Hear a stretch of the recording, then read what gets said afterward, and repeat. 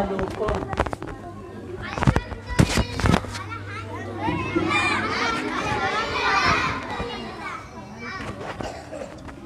اس کا مطلب صرف ایک ہی کو پتا تھا؟ ماشاء اللہ۔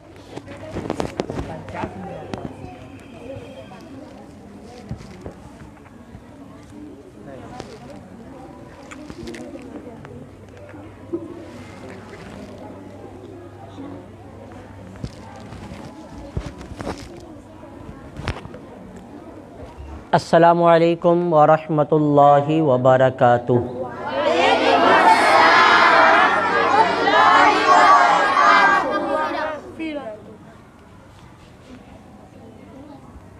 کیا حال ہیں آپ کے؟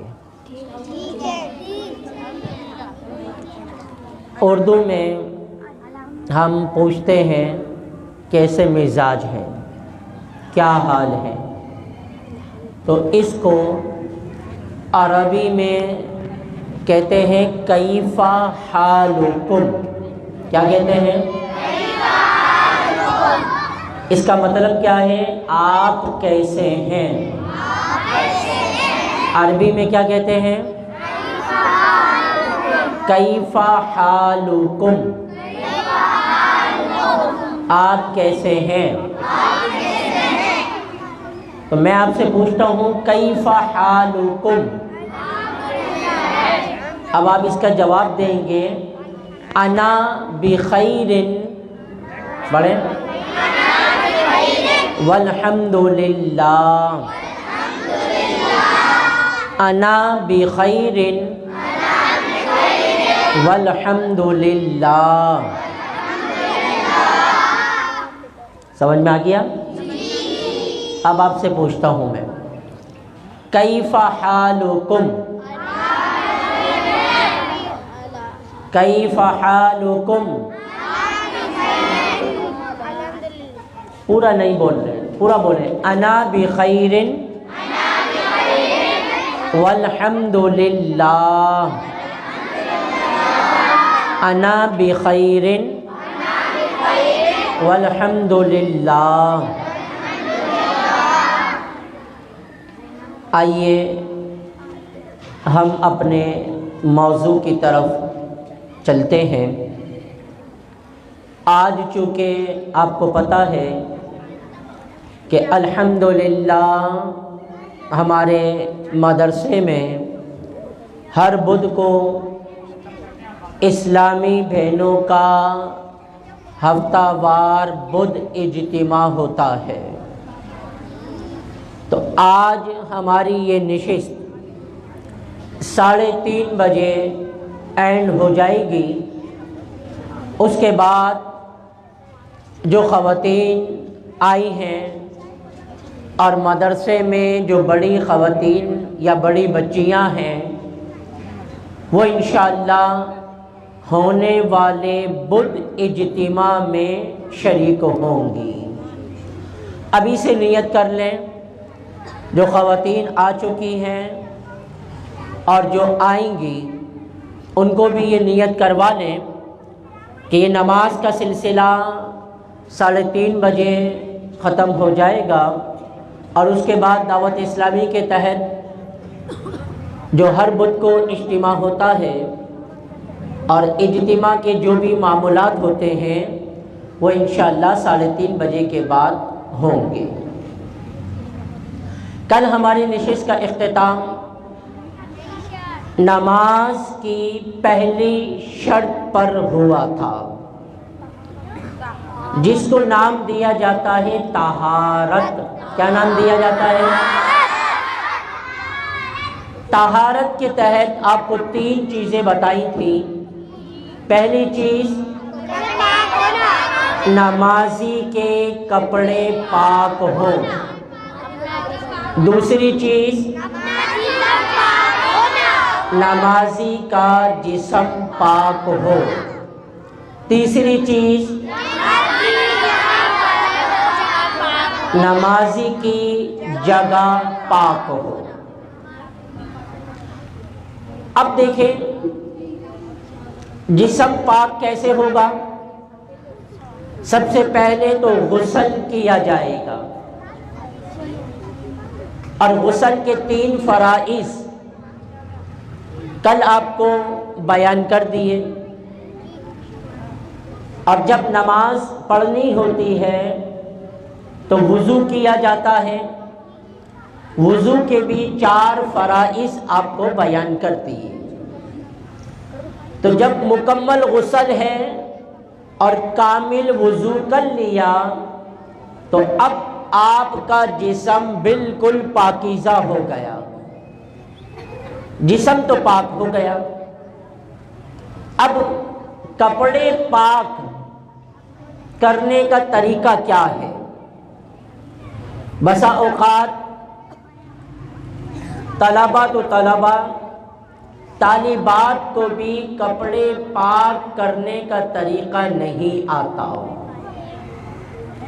ہوتا کیا ہے، کپڑے ناپاک ہو جائیں تو کسی بھی واشنگ مشین میں دھلنے کے لیے ڈال دیے جاتے ہیں۔ اب واشنگ مشین میں جو دھل رہے ہوتے ہیں کپڑے، اس میں پاک بھی ہوتے ہیں، ناپاک کپڑے بھی ہوتے ہیں۔ آپ نے واشنگ مشین میں ڈال دیے تو اب وہ سارے پاک اور ناپاک کپڑے جب ایک ساتھ دھلے تو سب کے سب کپڑے ناپاک ہو گئے۔ صابن، سوڈا، سرف کسی ناپاک چیز کو پاک نہیں کر سکتے۔ صابن یا سوڈا سرف سے پاک نہیں ہوتا، بلکہ شریعت نے اور ہمارے دین اسلام نے ہمیں کپڑا پاک کرنے کا طریقہ بتایا ہے۔ ہم حنفی ہیں، امام اعظم ابو حنیفہ رحمت اللہ تعالی علیہ کے ماننے والے ہیں۔ ہمارا فقہ حنفی انتہائی آسان فقہ ہے، اور جو دوسری فقہ والے ہوتے ہیں نا، مثلا امام شافعی کے ماننے والے، ان کے نزدیک کیا ہے کہ کپڑا اگر ناپاک ہوا تو اس پورے کپڑے کو اٹھا کر پھینک دیتے ہیں، یا جس جگہ سے ناپاک ہوا اس کو کاٹ کر پاک کپڑے سے الگ کر دیتے ہیں۔ ہماری فقہ میں، فقہ حنفی میں بیان یہ کیا گیا کہ جس جگہ نجاست لگی ہے، چاہے خون ہو، چاہے پیشاب ہو، یا کوئی بھی ناپاک قطرہ کپڑے کے جس جگہ پر لگا، آپ اس جگہ کو پکڑیں اور پانی کے نیچے اچھی طرح اس کو دھوئیں۔ جب پانی سے اچھی طرح دھو لیا، اس کو نچوڑیں، پھر دھوئیں اسی حصے کو جس جگہ نجاست لگی ہے، پھر اس کو نچوڑ لیں، تیسری مرتبہ پھر پانی کے نیچے دھوئیں اور تیسری مرتبہ اس کو نچوڑ لیں۔ جب تیسری مرتبہ آپ نے نچوڑ دیا کپڑا تو اب وہ کپڑا بالکل پاک ہو گیا، آپ اس کپڑے میں نماز پڑھ سکتے ہیں۔ اب دیکھا یہ جاتا ہے کپڑا تھوڑا سا ناپاک ہوا، اس کو اتار کے رکھ دیا جاتا ہے، یا پانی سے دھویا تو اسے سوکھنے کا انتظار کیا جاتا ہے۔ نماز کا وقت نکلا جا رہا ہے، جناب کپڑا گیلا ہے، نماز چھوڑ دی جاتی ہے، نماز معاذ اللہ قضا کر دیتے ہیں لوگ۔ تو یہ بات یاد رکھیے گا کہ نماز کسی صورت میں بھی معاف نہیں ہے۔ نماز کا وقت ہو گیا، نماز ہر صورت میں پڑھنی ہے۔ آپ اس بات سے اندازہ لگائیں، نماز کی اہمیت کو سمجھیں کہ آج ذرا سی باتیں ہوتی ہیں، کھانسی، بخار ہو گیا نماز چھوڑ دی جاتی ہے۔ طالبات موجود ہیں، ان کے مخصوص ایام آنے سے پہلے ہی یہ نمازیں پڑھنا چھوڑ دیتی ہے، مخصوص ایام گزرنے کے بعد بھی سردی کا بہانہ، پانی کا بہانہ اور نہ جانے کیا کیا چیز شیطان دل میں وسوسے ڈال دیتا ہے، وہ ایام ختم ہونے کے بعد بھی غسل نہیں کیا جاتا اور پھر ایسے ہی رہا جاتا ہے۔ ایک دن، 2 دن، بسا اوقات 3 دن گزار دیے جاتے ہیں اور نماز نہیں پڑھتی طالبات۔ یہ کس قدر بری بات ہے۔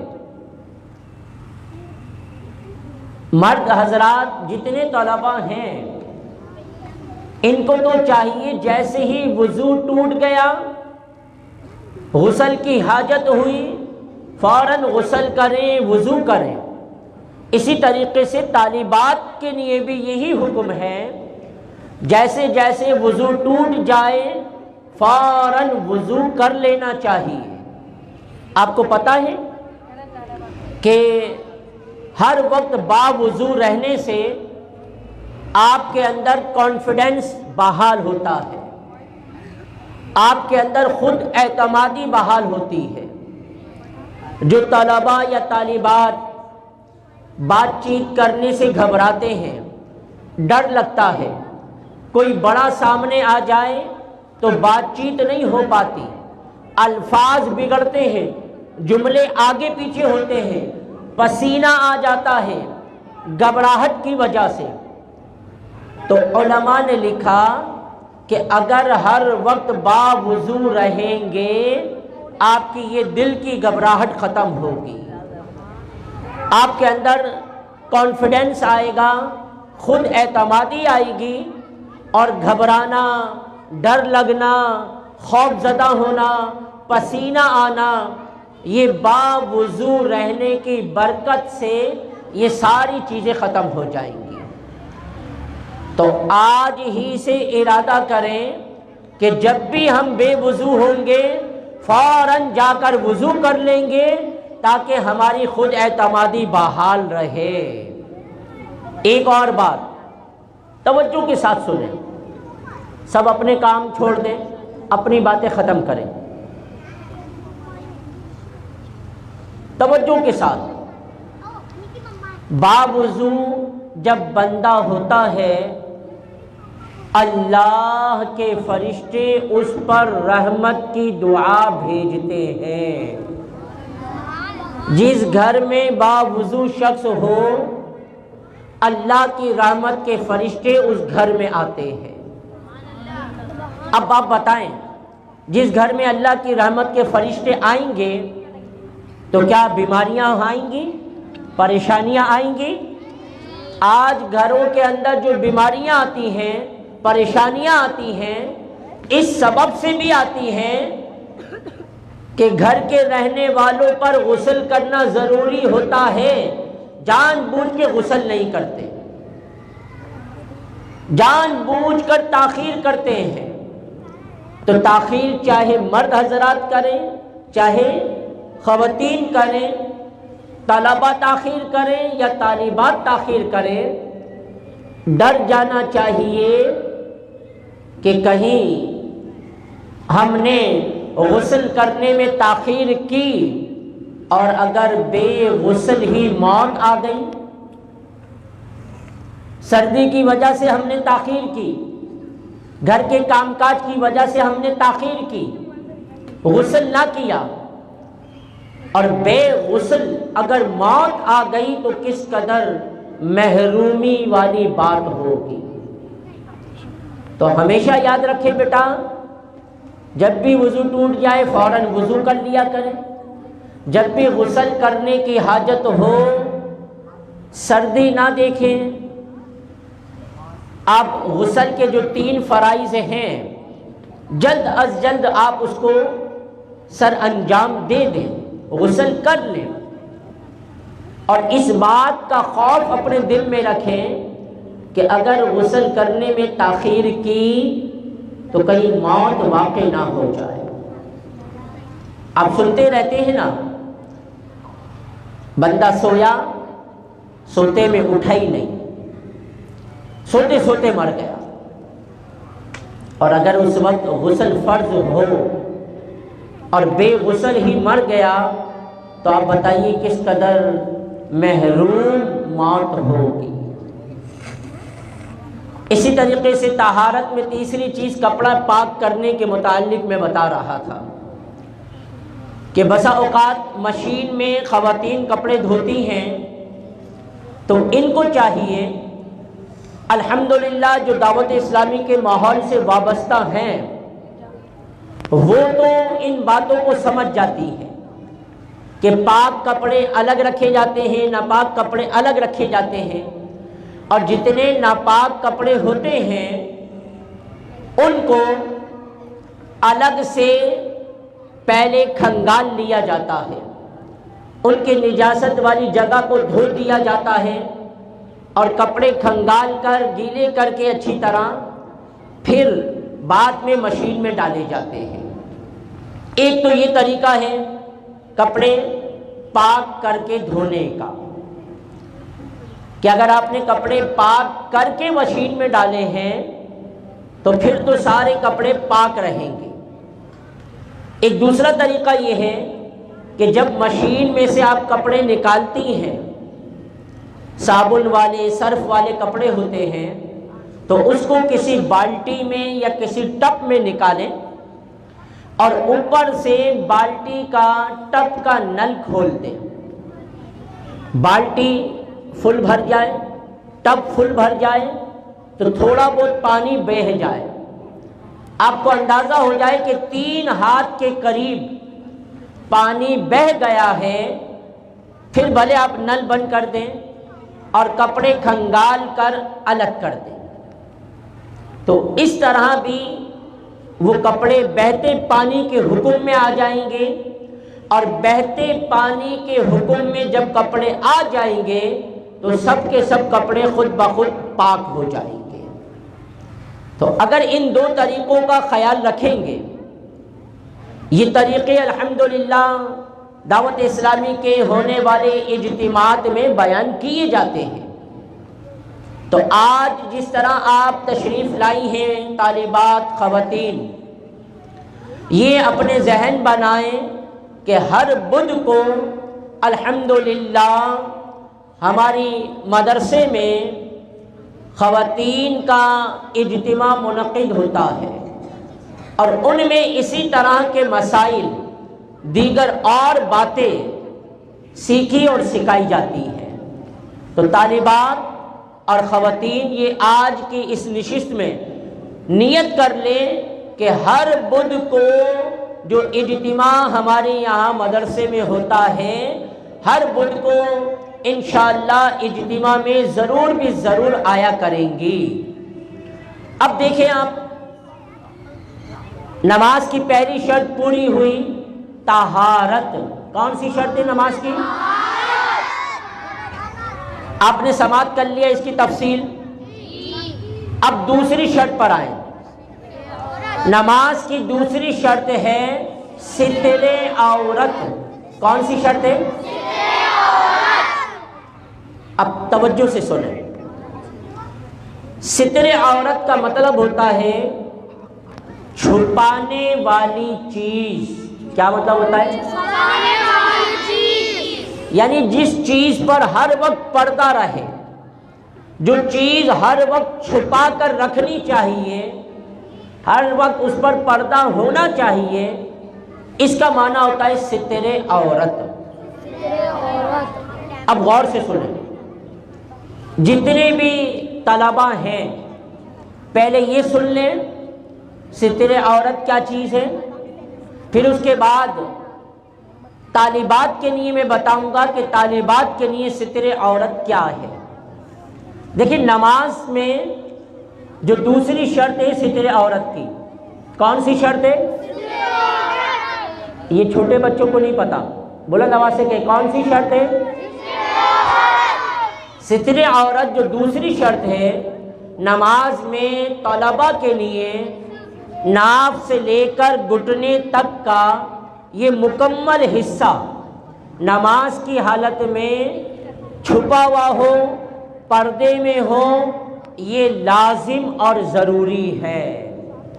یہ تو ہے طلباء کے لیے، ٹھیک ہے۔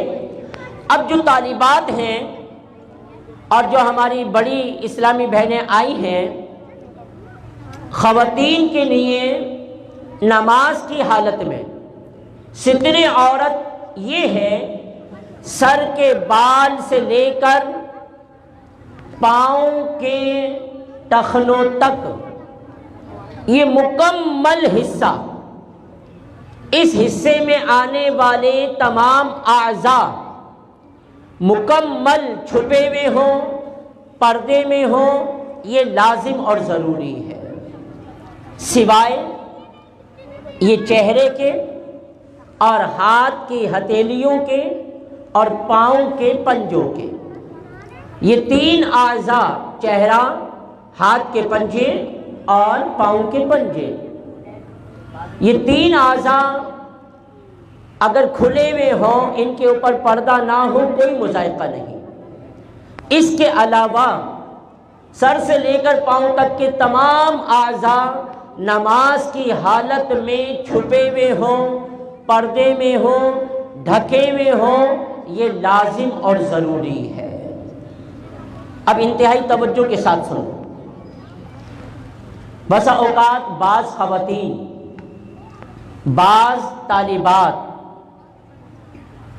باریک روپٹہ یا باریک چادر یا جالیوں والی شال پہن کر نماز پڑھتی ہیں۔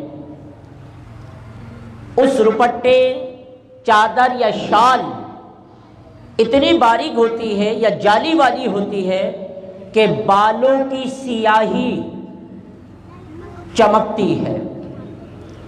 تو ایسا باریک روپٹہ، باریک چادر یا باریک شال پہن کر اگر نماز پڑھی جس سے بالوں کی رنگت نظر آئے، بالوں کی رنگت چمکے، تو ایسے روپٹے یا شال یا چادر میں نماز نہیں ہوگی۔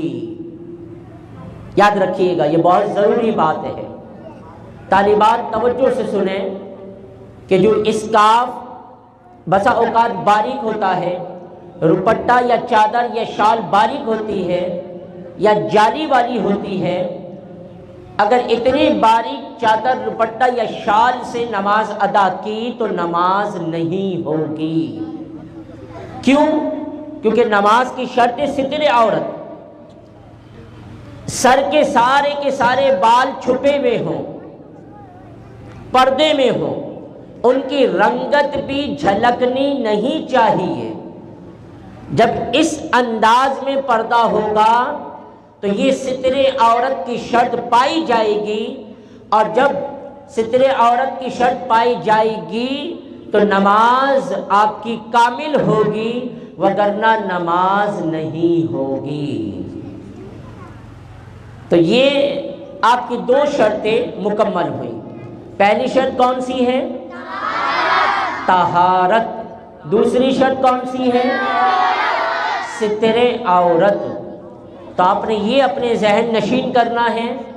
انشاءاللہ آئندہ مزید شرائط، مزید مسائل اور مزید فرائض کل کی آنے والی نشست میں ہم سماعت کریں گے، اور کل 3 بجے سے لے کر 4 بجے تک مکمل 1 گھنٹے کا انشاءاللہ یہ ہمارا نماز سیکھنے سکھانے کا حلقہ ہوگا۔ تو تمام طلباء طالبات یہ وقت نوٹ کر لیں کہ 3 سے 4 کل سے انشاءاللہ ہمارا یہ درس ہوگا۔ آج چونکہ بدھ ہے اور ہر بدھ کو دعوت اسلامی کے تحت اسلامی بہنوں کا اجتماع ہوتا ہے، تو ابھی 3:30 کے بعد انشاءاللہ اس اجتماع کا آغاز ہوگا۔ یہ 2 پرچیاں بھیجی گئی ہیں۔ سوال پوچھا گیا کہ فجر کی سنتیں قضا پڑھ سکتے ہیں؟ جی ہاں، پڑھ نہیں سکتے بلکہ پڑھنی چاہیے۔ دیکھیں فجر کی جو 2 سنتیں ہوتی ہیں نا، یہ کہلاتی ہیں قریب الواجب۔ کیا کہلاتی ہیں؟ قریب الواجب۔ ہاں، اس میں یہ خیال کرنا ضروری ہے کہ پہلے 2 سنت پڑھی جائیں پھر 2 فرض پڑھے جائیں۔ اگر آنکھ دیر میں کھلی، ٹائم کم ہے، آپ 2 سنت پڑھیں گی تو فرض رہ سکتے ہیں، تو پہلے آپ 2 فرض ادا کر لیں تاکہ وقت میں فرض ادا ہو جائے۔ اور جو 2 سنت رہ گئی ہیں، اب یہ بھی یاد رکھیں کہ فجر کے جب آپ نے فرض ادا کر لیے تو فجر کے فرض ادا کرنے کے بعد کوئی نفل، کوئی سنت نہیں پڑھ سکتے جب تک کہ سورج نکل کر خوب ظاہر نہ ہو جائے۔ جو فجر کا وقت ہے اس وقت سے لے کر تقریباً 20 منٹ کا ٹائم ہوتا ہے سورج کے نکلنے کا، تو وہ 20 منٹ کوئی نفل، کوئی سنت نہیں پڑھی جا سکتی۔ سورج نکل گیا، 20 منٹ ہو گئے، اب آپ جو ہیں جو فجر کی 2 سنتیں رہ گئی تھی وہ بھی پڑھ سکتے ہیں، اور اشراق اور چاش کا وقت بھی اسی وقت ہوتا ہے، 20 منٹ کے بعد آپ پڑھ سکتے ہیں۔ یہ یاد رکھیے گا کہ فجر کی سنتیں سورج نکلنے کے 20 منٹ کے بعد سے لے کر زوال کے وقت سے پہلے تک پڑھ سکتے ہیں، یعنی تقریباً 11:15 بجے جو زوال کا وقت ہوتا ہے اس وقت سے پہلے تک آپ فجر کی سنتیں قضا پڑھ سکتے ہیں۔ ہاں، زوال کا وقت گزر گیا، ظہر کا وقت آ گیا، تو اب فجر کی سنتیں نہیں پڑھی جائیں گی، صرف 2 فرض قضا کے پڑھے جائیں گے۔ ٹھیک ہے؟ تو فجر کی سنتیں پڑھنے کی قضا اس صورت میں صورت ہے کہ جب آپ زوال سے پہلے پڑھیں۔ زوال ہو گیا، ظہر کا وقت ہو گیا، اب صرف 2 فرض فجر کے قضا پڑھے جائیں گے۔ ظہر کے بعد یعنی زوال کے بعد فجر کی سنتوں کی قضا نہیں پڑھ سکتے۔